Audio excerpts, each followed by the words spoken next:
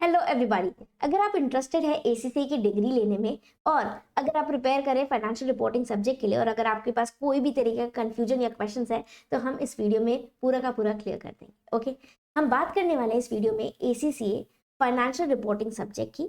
Okay, जो कि आपका स्किल लेवल पर आता है। ये स्किल लेवल का पेपर है। 3 लेवल होते हैं, नॉलेज लेवल, स्किल लेवल और प्रोफेशन लेवल। एक तरीके से आप मान सकते हैं इंटर लेवल है। ओके, स्किल लेवल का पेपर है। ये पेपर नंबर 7 है। ओके, ये फाइनेंशियल रिपोर्टिंग सब्जेक्ट है। इसमें आईएफआरएस प्लस आईएएस जो कि इक्विवेलेंट है इंडियस के, उससे क्वेश्चंस पूछे जाते हैं। ओके, पूरा का पूरा 100 मार्क्स का पेपर होता है। 100 मार्क्स का पेपर होता है। ओके, इंपॉर्टेंटली जो इसकी हाईलाइट है कि there is no negative marking. तो मैं ऐसे कोशिश करूंगी कि हर एक बच्चा 100% क्वेश्चन पेपर अटेम्प्ट करे। ओके, एक भी ऐसा क्वेश्चन नहीं छोड़े अनअटेम्प्टेड। क्यों? क्योंकि नेगेटिव मार्किंग तो है नहीं। अब बात आती है, कई बच्चों से जब बात होती है तो वो कहते हैं कि टाइम का मिसमैनेजमेंट हो गया इसलिए वो क्वेश्चंस अपीयर नहीं कर पाए। ओके, तो हम बात करते हैं, यहाँ पर आपको दिए जाएंगे 180 minutes for writing, 10 minutes for reading दिए जाते हैं। पर अभी हम बात करते हैं 180 मिनट्स, 3 घंटे का पेपर होता है।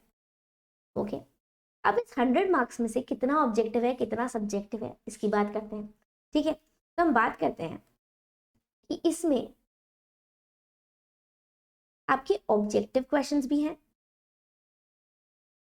और सब्जेक्टिव क्वेश्चंस भी हैं। ओके, यहाँ पर ऑब्जेक्टिव क्वेश्चंस पूरे के पूरे 60 नंबर के आते हैं, 60 नंबर के, वेयर सब्जेक्टिव पार्ट आपका 40 मार्क्स का है। यहाँ पर अगर बताया जाए तो आगे ये 2 सेक्शंस में डिवाइड होता है, सेक्शन ए और section B. Where subjective questions आपको सेक्शन सी में लिखने होते हैं।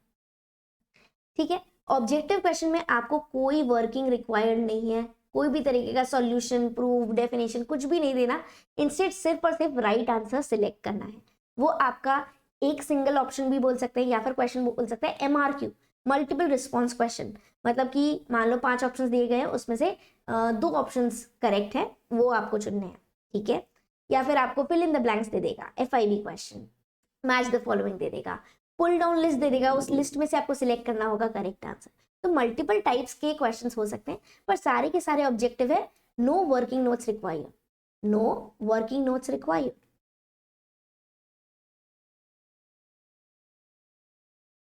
ओके, अगर हम बात करें सेक्शन ए और सेक्शन बी की तो कोई वर्किंग नोट्स रिक्वायर्ड नहीं है, ऑब्जेक्टिव क्वेश्चंस होने वाले। ठीक है, सेक्शन ए में आपको मिलेंगे 15 क्वेश्चंस, हर एक क्वेश्चन 2 मार्क्स का है। ओके, इस हिसाब से हो गए 30 मार्क्स।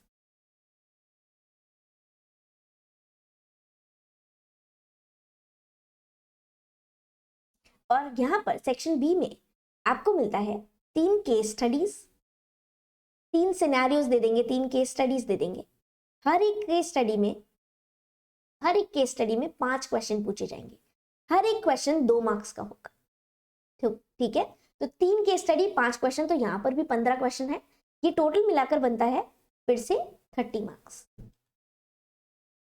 ओके, अब अगर सेक्शन ए में भी 15 एमसीक्यू या 15 ऑब्जेक्टिव क्वेश्चन है और सेक्शन बी में भी 15 ऑब्जेक्टिव क्वेश्चन है, तो फर्क क्या है, क्यों 2 सेक्शन बनाए गए? ठीक है, तो सिंपली ये सेक्शन बनाए गए क्योंकि यहाँ पर इंडिपेंडेंट क्वेश्चंस है, इंडिपेंडेंट क्वेश्चंस है, जबकि यहाँ पर डिपेंडेंट क्वेश्चन है। एक केस स्टडी पूछी जाएगी, उसके डिपेंडेंट 5 क्वेश्चन पूछे जाएंगे, उससे रिलेटेड 5 क्वेश्चन पूछे जाएंगे। ओके, तो आप बोल सकते हैं डिपेंडेंट क्वेश्चन है क्योंकि यहाँ पर केस स्टडी पूछी जाती है। ठीक है, दोनों ही सेक्शंस में 30 मार्क्स स्कोर कर सकते हैं, हाईएस्ट मार्क्स 15-15 क्वेश्चन पूछे जाते हैं। पूरे के पूरे सेक्शन ए और बी में कोई भी वर्किंग नोट की रिक्वायरमेंट नहीं है। इतना क्लियर होता है, कोई नेगेटिव मार्किंग नहीं है। एक इंपॉर्टेंट बात और, मान लो एमआरक्यू क्वेश्चन है, मल्टीपल रिस्पॉन्स क्वेश्चन। ओके, तो यहाँ पर आपको फुल मार्क्स तभी मिलेंगे जब आपने सारे ऑप्शंस करेक्टली सिलेक्ट किए। मान लो आपको 5 ऑप्शन दिए, उसमें से 2 करेक्ट ऑप्शंस आइडेंटिफाई करने, तो अगर आपने दोनों के दोनों करेक्टली आइडेंटिफाई किए तो ही आपको 2 आउट ऑफ 2 मिलेगा, अदरवाइज 0 मिलेगा। कोई यहाँ पर पार्शियल मार्किंग नहीं होती है। Okay, where is if we talk about section C subjective है, मतलब यहाँ पर proper working notes, proper presentation, okay, proper formats और वर्किंग स्टेट और proper formats and working notes required, okay. यहाँ पर सेक्शन सी में कितने क्वेश्चन होने वाले हैं?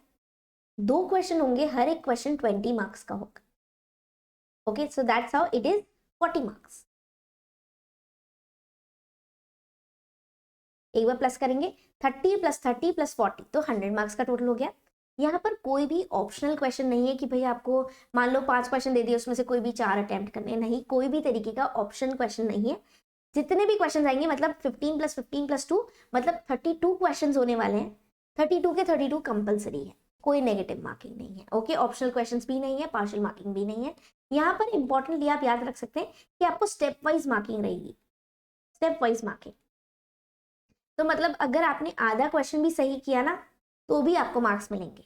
जनरली ये जो 2 क्वेश्चन होते हैं ये टारगेटेड करते हैं या तो कंसोलिडेशन से एक क्वेश्चन और एक क्वेश्चन होता है रेशियो से, ठीक है। ब्लूप्रिंट फिक्स है, कंसोलिडेशन जनरली, ओके।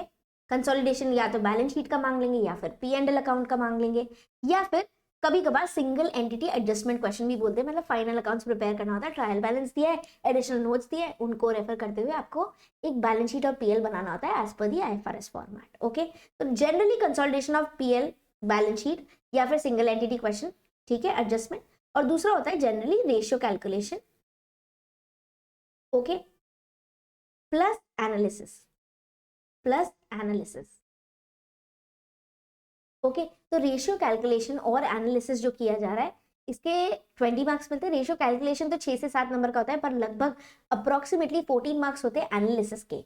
इसमें आपको एक रिपोर्ट बनानी होती है, एक आप बोल सकते हैं एक कंक्लूजन देना होता है अपनी तरफ से, एक स्टडी देनी होती है कि यार ये रेशियोज अगर आपने कैलकुलेट किए तो इससे कंपनी का क्या पता चलता है, ओके। आपको इंटरप्रीट करना होता है एज इफ कि जो reader of this financial statement है अगर वो रेशियो एनालिसिस देखेगा तो उसको इससे क्या समझना चाहिए, क्या कंक्लूजन्स डिराइव करने चाहिए, समवेयर ऐसे। बाकी क्वेश्चन पर डिपेंड करता है उसकी रिक्वायरमेंट क्या है, किसके पर्सपेक्टिव से आपको रिपोर्ट जनरेट करनी है, आपको एनालिसिस बताना है, ओके। तो ये हो गया आपका ACCA का पेपर जो हर क्वार्टर में होता है, स्किल लेवल का है, पेपर नंबर 7 की हम बात कर रहे हैं, ओके। आई होप ये इन्फॉर्मेशन आपको काम आएगी, आपके कंफ्यूजन हटाए होंगे, ओके। अब अगर हम बात करें 180 मिनट्स की, तो आप कोशिश करेंगे कि ऐसे मैनेज करें कि आपका कोई भी पेपर का क्वेश्चन अनअटेम्प्टेड नहीं रहे, ठीक है, अनअटेम्प्टेड नहीं रहे, ओके। तो मेरे पास क्वेश्चन आता है सेक्शन A पहले अटेम्प्ट करें, B करें या C करें। तो ये देखो बच्चे आप पर डिपेंड है कि आपकी एक्सपर्टीज क्या है। अगर आपकी एक्सपर्टीज है कि नहीं यार मैं फुल फ्लेज क्वेश्चन ज्यादा अच्छे से संभाल सकता हूँ, कह सकती हूँ, तो आप सेक्शन C पहले अटेम्प्ट करें, फिर सेक्शन A और B पे जाए। आपको लगता है नहीं यार ऑब्जेक्टिव क्वेश्चन ज्यादा स्कोरिंग, तो आप ऑब्जेक्टिव क्वेश्चंस को पहले सॉल्व करें। अगर आपको नहीं पता यार आपकी एक्सपर्टीज क्या है, आपके लिए हाई स्कोरिंग, आपके लिए हाई स्कोरिंग एरिया कौन सा है, तो आप क्या करें, आप ACCA के पोर्टल पर जाए, 2 मॉक टेस्ट शेड्यूल करें और अपना 2 मॉक टेस्ट लें, 3-3 घंटे का टाइमर लगाए, इससे आपकी क्वेश्चन प्रैक्टिस भी हो जाएगी, आप कहाँ कहाँ पर वीक हैं ये भी पता चल जाएगा। दूसरी बात, इन दोनों मॉक्स को अलग स्टाइल से करें। फर्स्ट मॉक में आप कोशिश करें सेक्शन C, फिर सेक्शन B, फिर सेक्शन A को अटेम्प्ट करने की।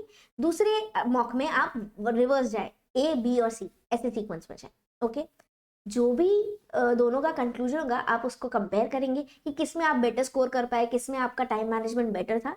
आपको अपने आप आंसर मिल जाएगा कि कौन सा आपको पहले अटेम्प्ट करना है, ठीक है।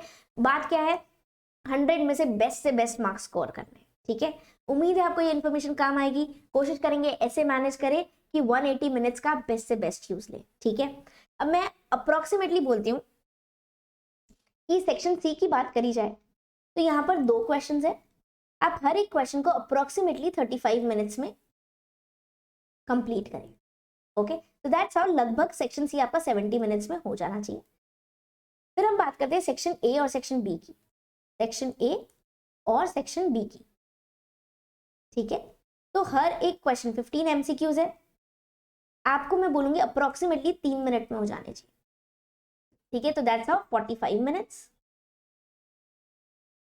और सेक्शन B की बात करें तो इसमें भी 15 क्वेश्चन है केस स्टडी वाइज, 3 मिनट्स है अप्रोक्सीमेटली आपको एलोकेट करनी है, कोई 2 मिनट में भी हो सकता है तो कोई 4 मिनट भी लगा सकता है ऑन एन एवरेज, ठीक है ना। तो ऐसे टोटल कितना होता है 90 प्लस 70 160 मिनट्स अभी भी आपके पास है ना, अभी भी आपके पास अगर आप देख सकते हैं इस तरीके से चलेंगे तो 20 मिनट्स अभी भी एक्स्ट्रा है, ओके एक्स्ट्रा है अभी भी।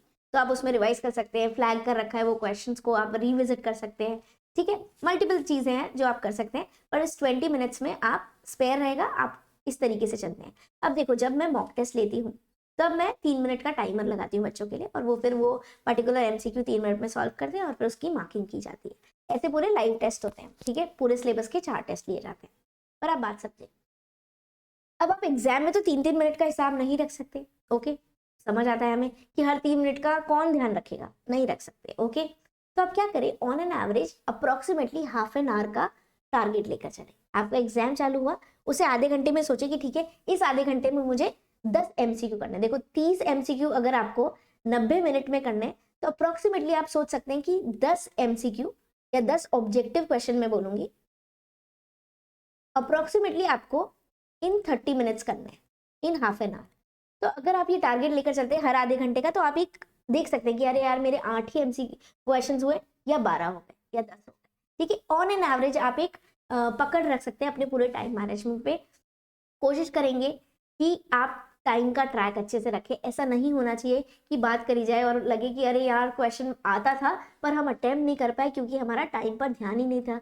हमें एमसीक्यू सॉल्व करते करते बहुत ईजी लगता है, बहुत ही ऐसे बोल सकते हैं अट्रैक्टिव लगता है, पर एमसीक्यू सॉल्व करने में कई बार बहुत सारी डेट्स और फिगर्स देते हैं जिनको सॉल्व करने में कंफ्यूजन हो जाते हैं और टाइम लग जाता है, ठीक है। तो आप कोशिश करेंगे ये टाइम मैनेजमेंट फॉलो करने के लिए। अब मैं नहीं कह रही एग्जैक्ट एग्जाम में यही फॉलो कर लें, इंस्टेड फिर से बेस्ट ऑप्शन है एक रिहर्सल करें, एक मॉक टेस्ट लें और उसमें आपका को पता चलेगा यार ये स्ट्रैटेजी वर्क कर रही है या नहीं। उम्मीद है आपको इन्फॉर्मेशन बहुत ज़्यादा हेल्पफुल लगेगी, ठीक है।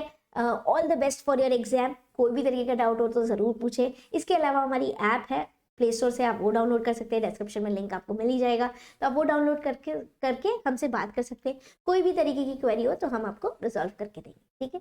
This is Swati Gupta, chartered accountant. See you in the next video, till then take care, be safe, stay